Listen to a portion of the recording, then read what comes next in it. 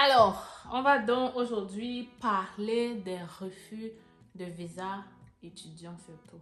Refus de visa étudiant et comment changer ça? Qu'est-ce que tu dois d'abord faire suite à un refus ou alors comment éviter un refus de visa étudiant? Je me concentre sur les visas étudiants parce que ce sont eux qui ont souvent la majorité des refus de visa au Canada. Parce que les travailleurs, un peu moins. Et la résidence permanente aussi, un peu moins. Quand tu as eu la lettre d'invitation et tout, le refus est souvent, c'est moins en fait. Donc, je me concentre là-dessus pour te parler des refus de visa au Canada. Et ça commence maintenant.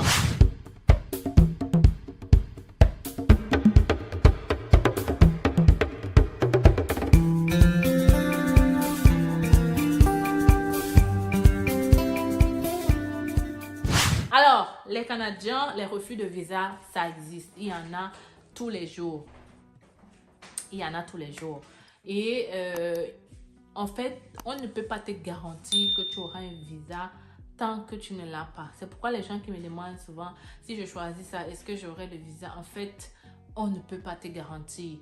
Tu dois faire ce qu'il faut faire, déposer les documents et attendre le résultat. Alors, quels sont les refus de visa au Canada? Quelles sont les raisons de refus et comment éviter cela? Voilà le sujet de notre vidéo d'aujourd'hui et je vais me concentrer sur les refus de visa étudiants, ok? Parce que ce sont les étudiants qui ont souvent beaucoup plus de refus quand ils veulent immigrer au Canada. La résidence permanente, un peu moins parce que quand tu as déjà la lettre d'invitation, c'est un peu rare qu'on te refuse quand même. Pareil pour le permis de travail. Donc, concentrons-nous sur les étudiants et élaborons un peu cela. Donc, l'Institut canadien, il faut déposer ta demande en sachant que tu peux avoir un refus. Pourquoi je dis ça? Pourquoi je dis ça d'abord, c'est parce que il y a des gens qui mettent tellement d'espoir, toute leur vie, toutes leurs économies pour un visa et après quand ça arrive un refus, c'est comme s'ils vont mourir. Il y a même des gens qui peuvent aller faire de n'importe quoi parce qu'ils ont eu un refus. Donc, allez-y en sachant que ça peut arriver. Mais allez-y aussi en faisant tout pour que ça n'arrive pas. Donc, quels sont habituellement les refus de visa qu'on rencontre chez les étudiants? La première, c'est quoi? Avant de continuer, je dois me présenter parce qu'il y a des nouveaux, ok? Ceux qui ne me connaissent pas là, je suis Stell Difac, arrivée au Canada depuis déjà 9 ans. Je suis arrivée comme étudiante, aujourd'hui résidente permanente. Alors, je permets à plusieurs personnes comme toi de réaliser leur rêve canadien. Tout ce que tu dois faire, c'est regarder les vidéos tout le temps. Et pour ça, il faut t'abonner pour ne rien manquer. Tu regardes les vidéos et quand tu sens le moment de passer à l'action, prends nos guides. On a un guide étudiant et un guide travailleur. Ces guides-là, c'est ce qu'il te faut pour faire ta procédure toi-même et éviter les arnaques. Donc, si tu veux prendre nos guides, je laisse le lien dans la description et dans les commentaires. Bon, maintenant parlons un peu des raisons de refus. Alors, la première raison, c'est quoi? La première raison de refus, c'est qu'on te dit toujours, il y a les gens qui ne comprennent pas cette loi, mais on te dit qu'on n'est pas sûr que vous allez revenir. Je vais peut-être laisser une capture d'écran ici. On dit qu'on n'est pas sûr que vous allez retourner dans votre pays de résidence. Pourquoi? Parce que quand tu demandes une résidence temporaire, on s'attend à ce que tu finisses et tu retournes. Donc, si l'agent d'immigration, pendant qu'il évalue ton dossier, il a l'impression que tu ne vas pas retourner dans ton pays, ça peut être une raison de refus. Il y a beaucoup de gens qui font cette erreur-là. Il y a beaucoup de gens même qui ne savent pas que le fait d'écrire dans leur lettre d'explication que oui, il y a des gens qui écrivent ça, hein, croyez-moi, que je compte après mes études travailler, je suis une personne travailleuse, vraiment je vais contribuer au développement économique du Canada. C'est beau, mais tu es clairement en train de leur dire que tu comptes travailler, tu vas développer économiquement le Canada et pourtant tu es en train de demander un visa étudiant.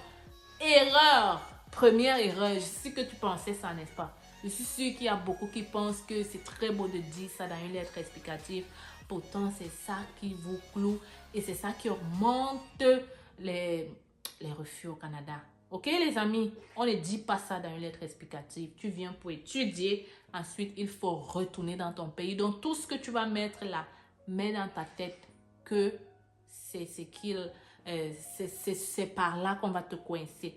La deuxième raison de refus que je vois le plus souvent, c'est les preuves financières. On va te dire, on te refuse le visa parce que vous n'avez pas la capacité financière qu'il faut. Oui, ça encore, c'est un gros problème encore pour nous, surtout africains. Comment est-ce que tu peux déjouer cela? C'est que premièrement, il faut connaître et comprendre quelles sont les preuves financières qu'on attend de toi pour venir étudier au Canada. Tu dois les connaître et les comprendre. Tu dois aussi éviter de faire confiance à tout le monde pour te sortir des faux relevés. Évite cela, ok?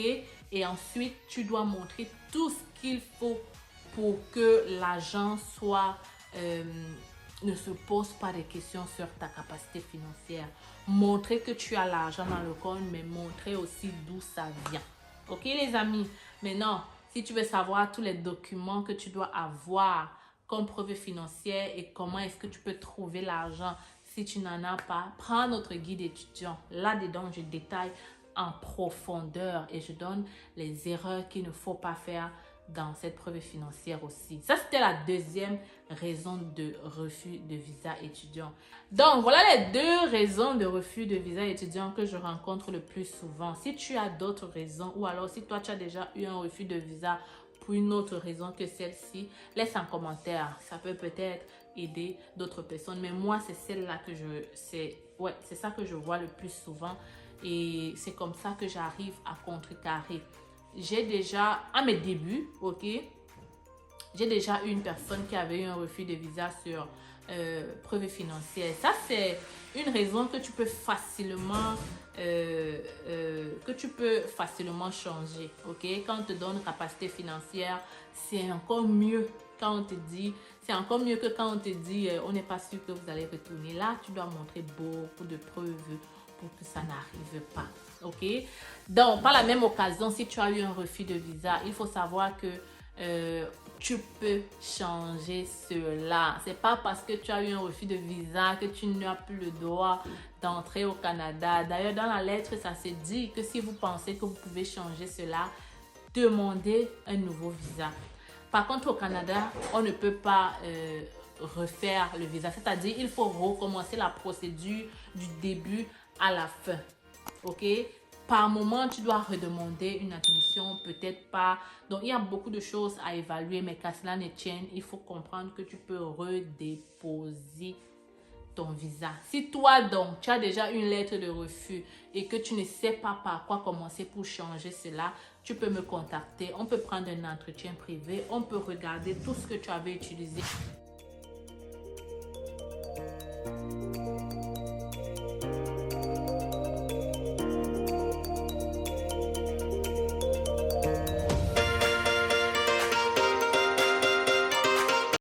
Vous avez le rêve canadien. Vous souhaitez réaliser ce rêve sans dépenser une somme exorbitante et passer par des personnes expérimentées vivant au Canada.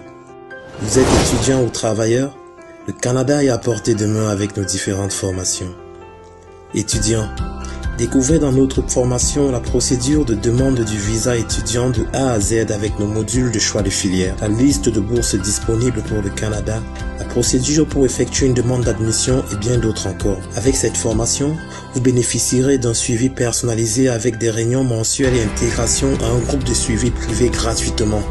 Pour vous, travailleurs, optimisez votre profil et candidature grâce à nos formations et prestations sur le CV type canadien et votre lettre de motivation. Mais aussi notre formation coaching en vue de préparer votre entrevue avec une entreprise canadienne. Vous vous demandez quelle formation choisir? Nous vous proposons notre service d'orientation et d'évaluation de profil qui vous permettra de savoir quel est le meilleur choix en fonction de vos qualifications. Pour aller plus vite, nous vous recommandons la formation qui représente les sites de recrutement dédiés à l'international. Rendez-vous sur notre site internet et sur nos plateformes sociales pour en savoir plus.